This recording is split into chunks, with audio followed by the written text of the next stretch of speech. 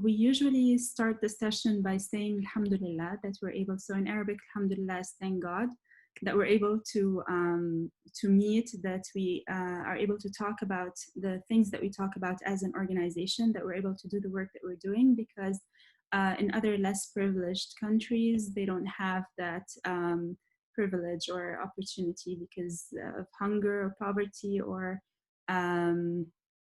the countries are war-torn. There are so many countries that are in a state of war.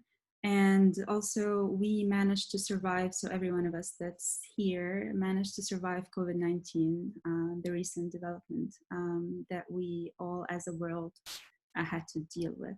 Ahlan wa sahlan means hello and welcome.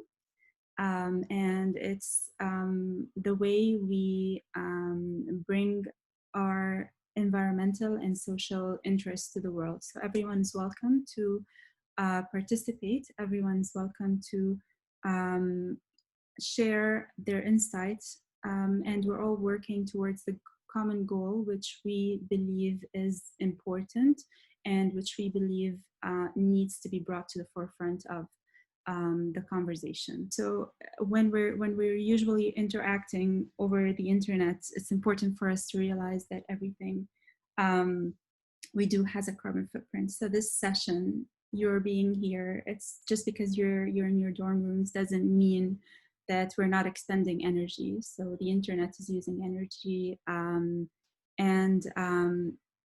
and we tend to take this privilege that we have. Everything is running, so my phone is connected to the internet. I can access anything I want. I don't have to turn it off and on. And we tend to take these things for granted. So we're trying to make, through our work, we're trying to make the most of and constantly remind ourselves of what we have, the opportunities that we have, and how we can use them for good. So yeah, like in some countries, they don't have running water, there's no electricity. For us, the fridge is always there, it's always on. So these things are important to take into account. And we have free flowing running water, we have drinking water, clean drinking water that we don't have to work to get. And we also, living in the UAE, and you being New York University students in Abu Dhabi, there's diverse student body, so you have access to that as well. And that's great, because you get to, because the environmental concern is a global concern. So you'll take this work that we're working on, no matter what you choose to do with your life. And that's the idea behind what we do. Every organization right now and every political leader in every country is being held accountable to what they're doing to address the environmental concerns, whether it be through the UN or through business interests or investor interests. So, and I'm not sure if you're aware, last week there was a big event in New York, Climate Week, and a lot of the companies, the big companies, were involved, and there was an artwork they made. Basically, they put in a clock, doomsday clock. So you've heard of that, yeah? And so it's a way to address the fact that this is an emergency. I'm not sure if every one of us actually is conscious of the sense of urgency that the world is going through. We can get very insulated by living our lives or going to classes from this issue. So what we're doing is we're trying to make sure that through this work that we're doing, we're constantly having climate change on our mind, and the fact that we can do something about it as individuals in every walk of life, and through the work that you are professionally going to be doing later on. According to the UN, it's the decade of delivery. They set in goals that are to be accomplished by 2030, whether or not the countries and the organizations that that are addressing their emissions are actually going to reach the goals that were set. That's another issue, but it's always the case. And you'll find a lot of environmentalists going back and looking. So I myself, I was sort of skeptical about the fact that Walmart, for example, for those of you who are familiar with Walmart, they were the main sponsors of the opening ceremony for Climate Week NYC. To what extent is Walmart addressing their environmental and social, the negative social footprint? That's always up to questioning. So it's important to keep questioning, and us as an organization, that's what we do. For example, I read someone posted that in 2005, Walmart announced their goal to be 100% supplied by renewable energy. And in 2019, they were only 29% powered by renewables. So since 2005, what have they been up to, and why isn't more being done despite the profits or the revenues that they're making? Part of what we're doing is also very current. So as an organization, there's always new developments that are happening that we're trying to address. And this is why what you're doing, or what interns would do, is very relevant. There's always news, there's always research that's coming up, and we're always that news is not necessarily being communicated to the community or to stakeholders. So this is where the outreach comes in, and the research comes in. So it's very important, and it's interesting at the same time, because you can figure out where the best practices are happening and kind of communicate that to the decision makers. So one of the things we also did was we communicated the fact that there was a statement signed by researchers and scientists from all over the world, over 100 of them, that they declared that reusables are safe to use during the pandemic. And we relayed that paper, for example, to the Environment Agency in Abu Dhabi, who recently came up with the single-use policy, single-use plastic policy. So they have a policy in place to eliminate single-use plastic over time, starting with plastic bags. But with COVID-19, again, everything is on hold. So we relayed that to them. So this is what we can do as as an entity. Reach out, and also reaching out to the different restaurants or food and beverage outlets, and let them know that this is possible. It's not a concern.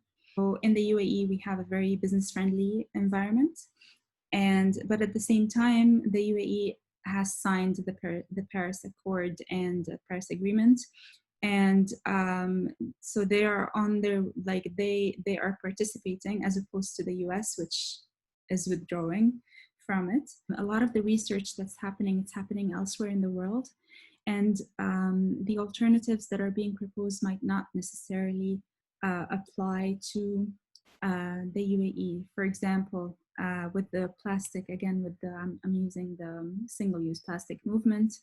What are the alternatives? At the end of the day, we are in an oil-producing country.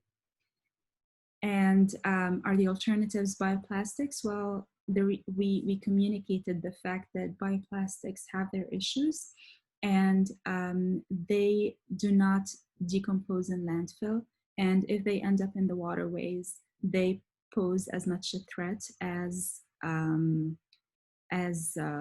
other plastics, and they're being shipped from somewhere else. So the solutions that are applicable somewhere else are not necessarily applicable in the UAE, and this is where we come in. We do community activations, we do workplace activations. We have an event or a session coming up on waste management on the 31st of October, waste horror stories. So we try and play around with things, to make things fun for us. but it's depressing. The situation is depressing, but we're doing what we can, and that's the idea. So you do what you can in every walk of life, whatever it is that you're studying, whatever it is that you plan on doing later on. This social awareness of what is important in life is the essence of why we're doing what we're doing. I myself was born and raised here, so this is a personal thing for me. My work is personal. Here, I do not have political representation. So this is one way to go about it. What we're doing is one way to go about it. We're partnering with government agencies. And to operate in the country, you also need to have a visa. So in order to be instrumental or to do what you want, you have to make sure you don't lose that visa. Our work is not money generating. We had to register as a private entity because we did not want to have any conflict of interest. First of all, again, like I said, we cannot accept. So there are regulations that we have to abide by. We cannot accept donations.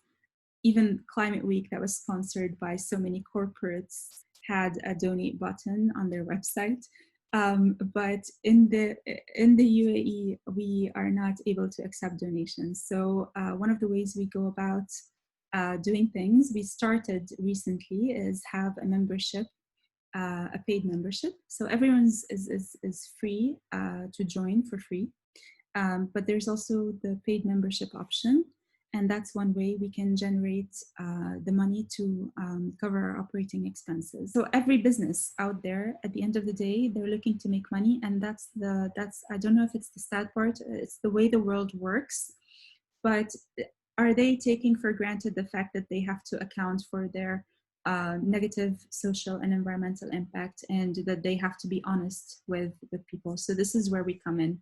We try to provide to make the information. So there's a lot of information out there. It's the information age. There's information we're being bombarded with it from every medium. But it doesn't necessarily mean that it's an unbiased source. And what's happening is that a lot of the ads and a lot of the news that's out there is being paid for, is being sponsored by business interests. So this is where we come in. We look beyond the news. We try to provide an unbiased source of information so that community members like us are better informed in order to make better decisions. It's a learning endeavor for everyone involved. So there's always news, and that's the interesting part of it. So research that's coming out and solutions. I wish this was also a paid. So the idea is also to have these positions paid eventually. I know I didn't receive a salary for the duration of the time that I've worked, so it's been 3 years now. But eventually, this is where we're going with this. The value of what we're doing will be relevant. I cannot envision myself doing something else. At some point, it can get very depressing when you don't have others taking up or taking you seriously. But the more you persist, of course, you cannot disillusion yourself. You have to be realistic.